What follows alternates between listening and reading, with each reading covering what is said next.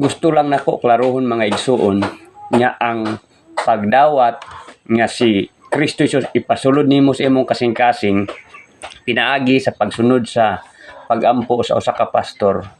Wala ginatudlo sa balaang kasulatan ug gani pa wala po na ginatudlo ni Ginoong Hesukristo sa iyang mga disciple. Pero ang pagdawat nga ginatudlo sa balaang kasulatan mo ang naa sa Juan Kapitulo 1 versikulo 12 ug dili na pagdawat mga igsuon nga magampo ka sunod ka sa pastor ug ipasulod nimo si Kristo sa imong